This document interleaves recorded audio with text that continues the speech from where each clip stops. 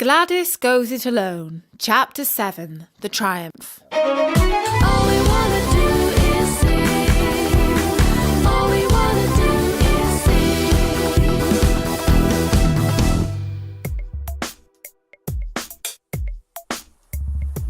Hello, this is Natasha, and I'm here with the 7th chapter in our series about Gladys, the smart 16-year-old girl who wants to make it as a singer. Gladys always decided what she was going to wear at the last minute. She had a full clothes rack of what she called her glad rags, which she had bought from second-hand shops. They were perfectly good clothes, but to be honest, not everyone really thought that they suited her. She had a jacket that didn't quite fit. She had a dress with a big floral pattern on it that might have looked better on a 60-year-old than a 16-year-old. Quite frankly, as her best friend Sarah would say sometimes, what you need, Gladys, is jeans, trainers and a t-shirt. You've got a nice figure, so don't hide yourself away behind those flounces. Gladys didn't feel confident dressed like most of the other kids did. She felt she was different, and she had to dress differently. She had another reason not to wear anything that might reveal her shoulder. She had a guilty mark, the tattoo that she was not yet ready to own up to. Today, things were decided by practical considerations. Her dad was driving to the big audition on his motorcycle. She chose her biker costume, leather trousers and a leather jacket. It was just the day to take the Triumph TR6 out on a spin. Even tarmac and suburban houses can seem lovely in the soft sunlight when you are speeding along the dual carriageway past all the cars. Her dad's bike was over 40 years old. It was a beautiful machine, which made a proper noise. If there was a right way to arrive at an audition to be a pop singing sensation, it was on a splendid motorbike like this. When they found the place, she handed her helmet to her dad and kissed him on the cheek. "Go get 'em, girl," he said. He wasn't exactly the most conventional or proactive dad. Most of the time, he didn't really seem to care what she did, good or bad. Had he once looked at her homework? How many parents' evenings had he been to at school? 3, possibly 2? He didn't even read her school reports. However, she did feel that he was proud of her and without question believed in her ability to succeed. And right now, her dad's naive faith in her was what kept her going. You have to have someone who loves you, believes in you, and wants you to get there. You need that support. You can't see it, but it's more valuable than a whole heap of cash. The audition for the TV talent show was held in the ballroom of a London hotel. Gladys arrived early, but loads of wannabes got there even earlier. The last time she had seen so many people squashed into such a small area was when she went to see the Viking Treasures exhibition at the British Museum. She felt irritated. So many people had the same dream as she did. How dare they? It was her dream. A boy who joined the queue at the same time as her said, "It's like a football match." "Yes," said Gladys, "but at a match it's the spectators who are the crowd. Here, it's the other way round. The masses are performing. The 18 will be watching and judging." The boy smiled. He was rather cute. "Nice one," he said. A camera crew came round to interview some of the hopefuls in the line. They chose the boy she had been talking to. It was the Mohican haircut that made him stand out. He wore a sleeveless t-shirt and had all sorts of tattoos down his arm. Gladys wished for the first time that her own mark was on display. The interviews were done by a pair of presenters who looked like twins. "What was your first gig?" asked the one who was the slightly shorter of the two. Neither of them were exactly giants. "I was the lead in the school production of Jesus Christ Superstar," replied the boy. Gladys would never have predicted that reply. His answer showed that you should never judge anyone by first impressions. The TV crew moved on down the line without speaking to her. She wasn't surprised. She was a ghost girl after all. The candidates had all been given a song to sing for the auditions. It was a bit corny, but it let them show off their vocal range. When they got close to the front of the queue, they could see that most of the hopefuls' hopes were smashed after a few bars. The lead judge waved his hand. The music stopped, and the TV runner called out, "Next!" That was all it took to kill a dream. One word. Gladys was pretty sure the boy would get through. What could face someone who looked as cool as he did? But strangely, as soon as he took the microphone, she knew he had blown his chance. The confidence seemed to fly out of him. She could almost see it fluttering out of his head and flapping away to hide somewhere up in the rafters. His voice cracked, and the judge waved his hand. The last of the Mohicans turned to Gladys and gave her a shrug. "Good luck," he said as he walked past her. Gladys wasn't even listening. She was focused on the job in hand. She knew she could do it, and when she was in front of the mic, she opened up her voice and sang. She was looking at the judges in turn, like each of them was the love of her life. She was gesturing with her hands. It was all an act. It wasn't natural at all, but it felt like she was in control of the situation.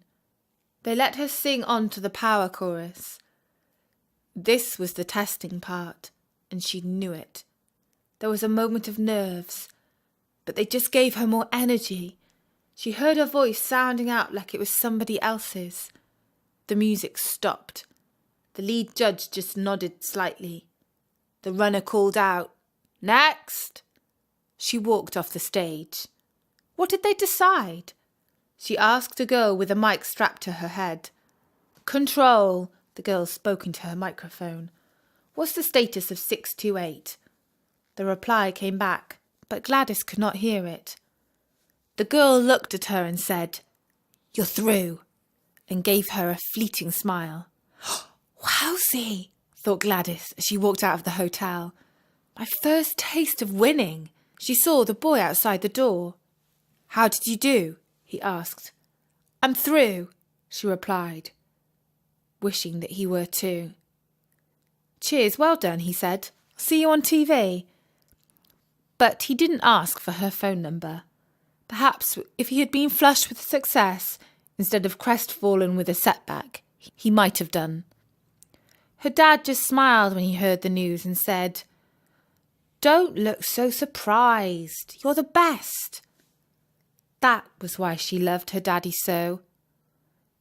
As they rode back through Hyde Park, looking at all the people strolling out on a beautiful day, she wondered if she could find a guy her age, or just a bit older, who was like her dad, but, well, just a bit more proactive about life. Do guys like successful girls, she wondered, or do they feel put in the shade?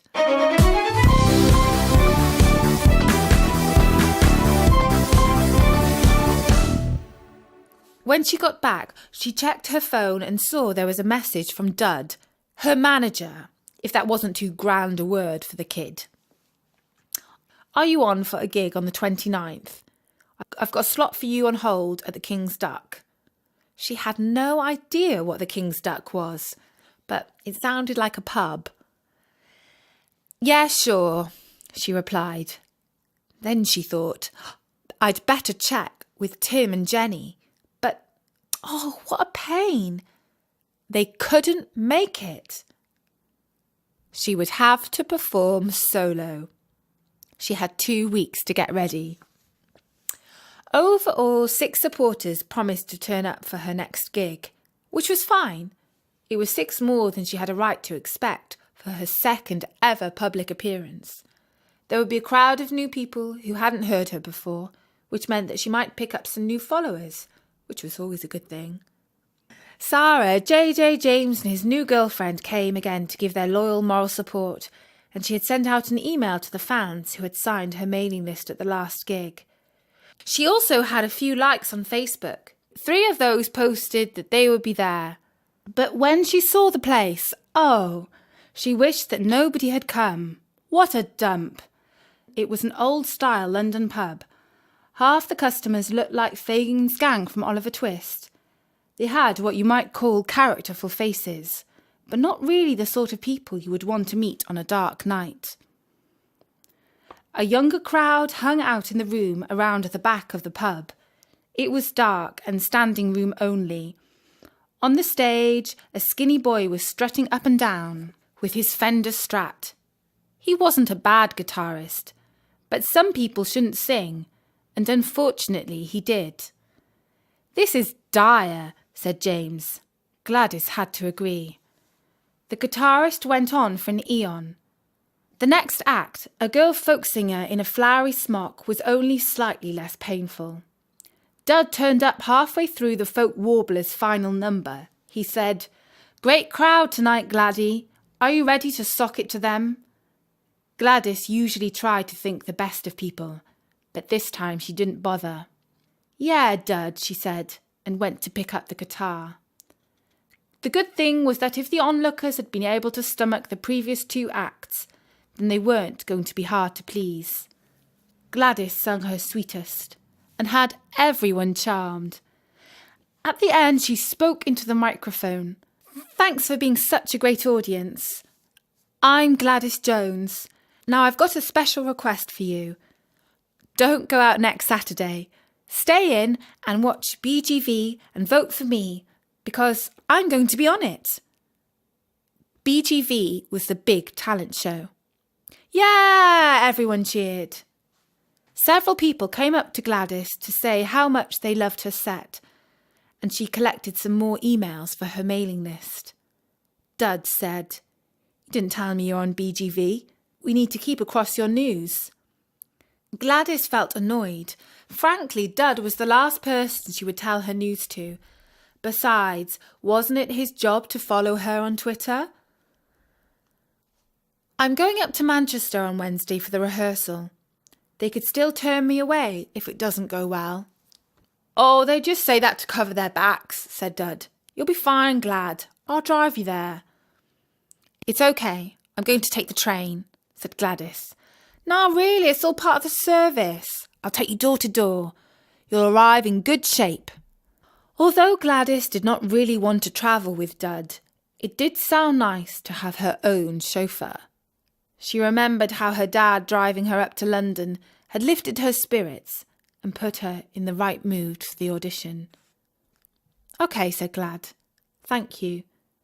But let's start early, because I can't stand being late." "Sure thing, babe," said Dud. She didn't like the way he called her babe, but she let it go. Miss Music Maker, Heartbreaker, Tambourine Shaker, take it to the top and please don't stop. And that was Chapter 7 of Gladys Goes It Alone. So Gladys has a manager and a chance of making it onto a TV talent show. Is her luck changing? Find out in the next episode on storynori.com.